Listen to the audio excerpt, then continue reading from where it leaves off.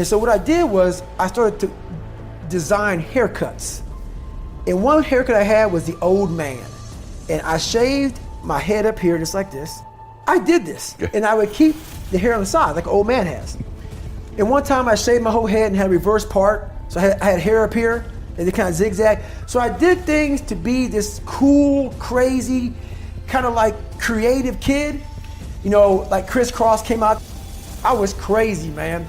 But I was a crazy cool kid in school. So I look in the fucking mirror, I see this letter, I'm fucked up, and I'm like, you know what, man, no one's coming to help me. In this mirror, it wasn't my mom, it wasn't Principal Freeman, it wasn't my dad, it was me. Because when nobody coming back to fucking help David Goggins, that was my mindset now. And so with my non-spelling ass, I started getting these sticky notes and writing, you're fucked up. And my mom wakes up like, what is wrong with you? I go, man, I have to change because I can't stay here.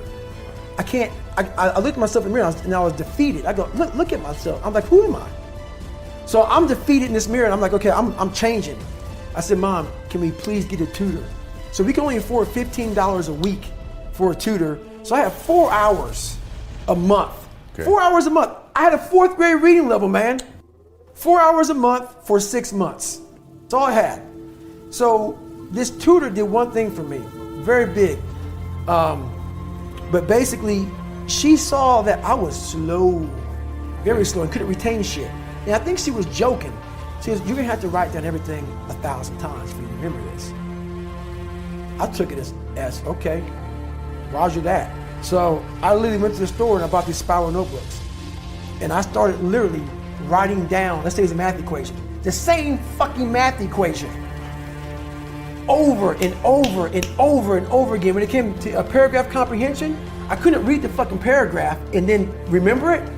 So we had like, I think 25 or 30 paragraph comprehension things.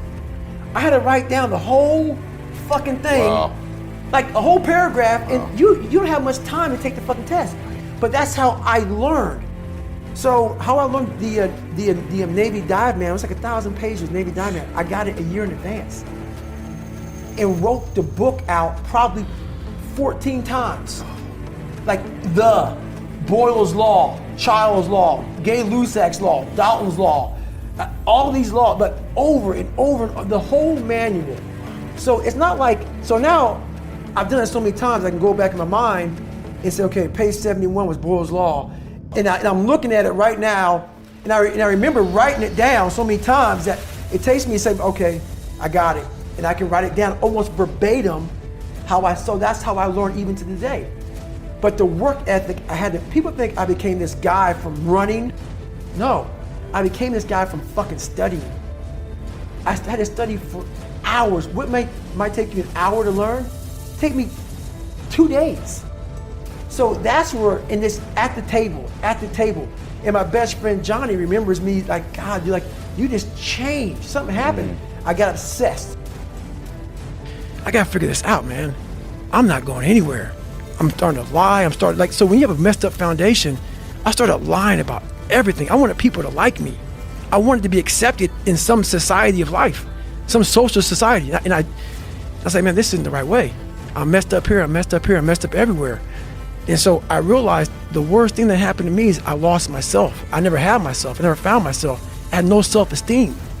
So I knew through working out and through learning, because it took a lot for me to learn also, I started finding self-esteem. Once I found that, that's when doors started opening up. I stopped caring about people, that what they thought, being judged. Wow, if I say this, if I started right now, are you gonna make fun of me?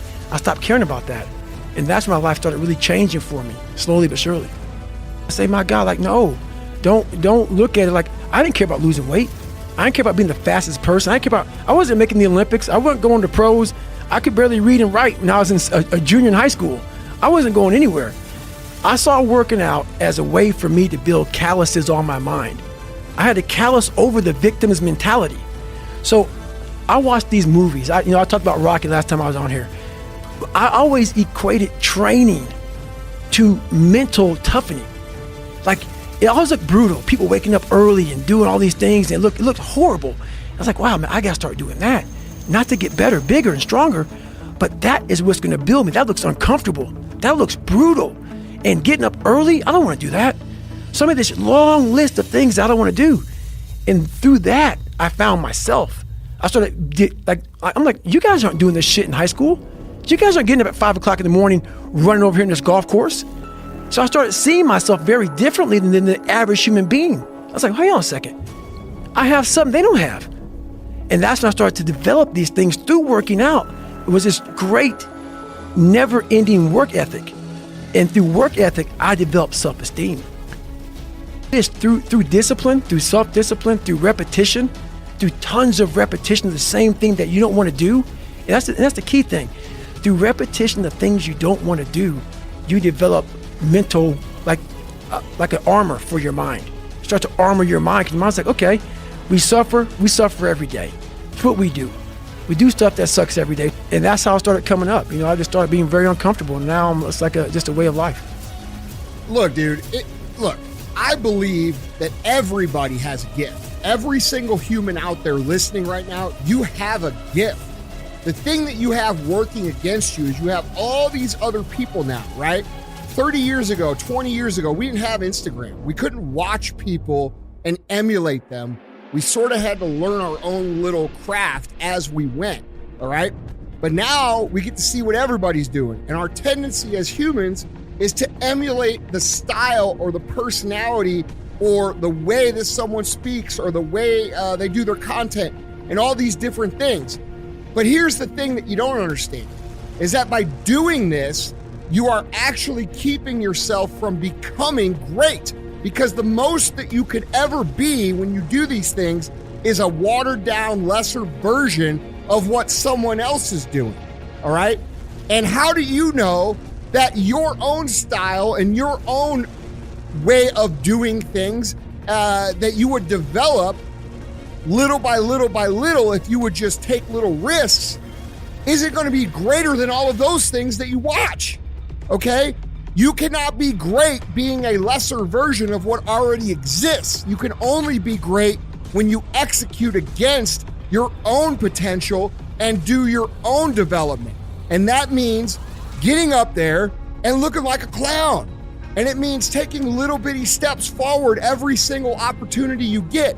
No one comes out and is just great at business or great at athletics or great at science or great at speaking. It doesn't fucking happen, man. The first speech I ever gave, I remember it, dude. There were 6 fucking people there, all right? And I had a piece of paper, and I'm reading the notes, and I was shaking.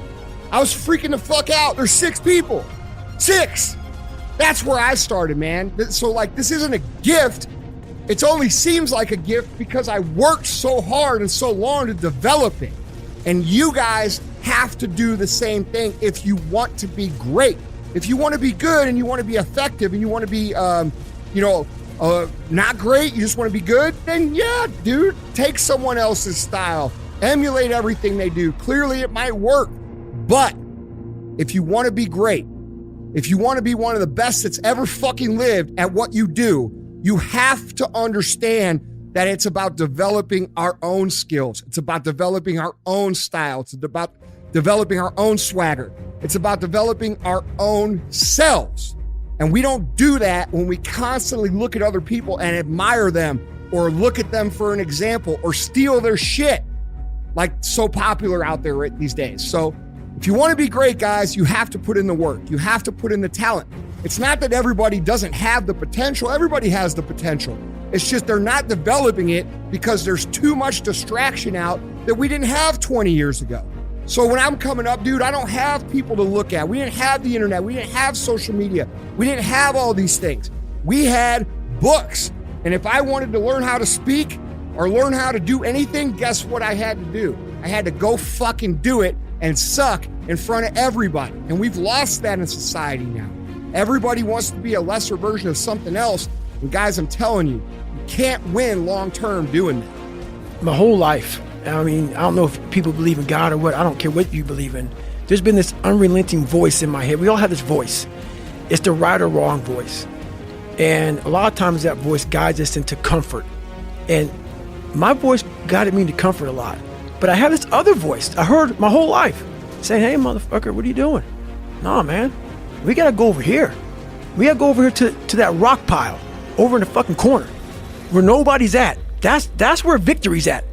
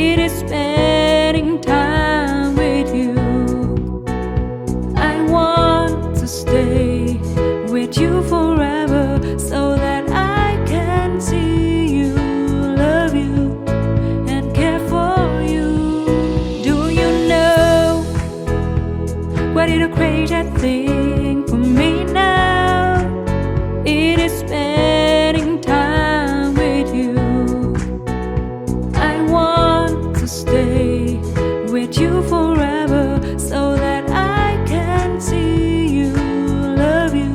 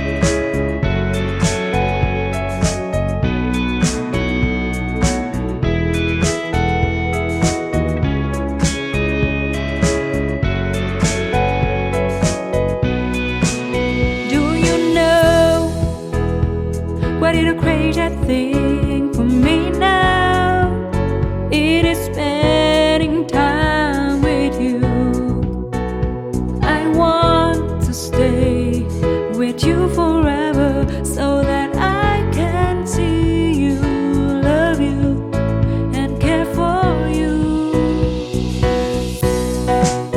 I feel magical when you are around me. I feel that there is a connection of the heart and soul.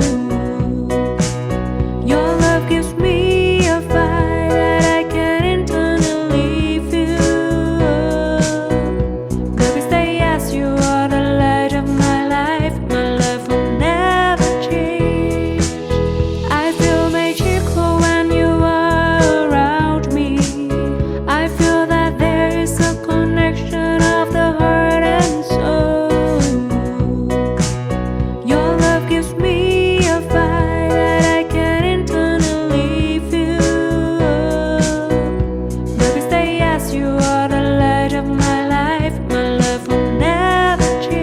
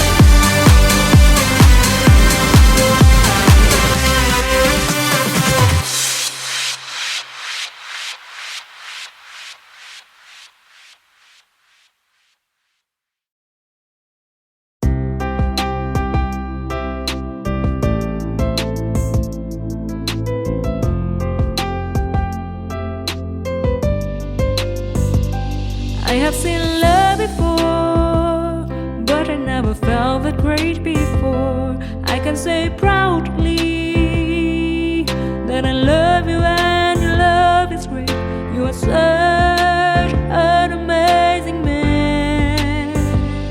I have seen love before, but I never felt that great before. I can say proudly that I love you and your love is great. You are such an amazing man.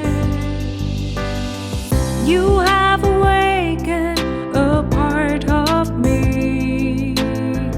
You have created something I've never knew. You not only care about me, but you always respect me as I am. You have accepted a part of me, and that makes all the difference to me. You are such an amazing man.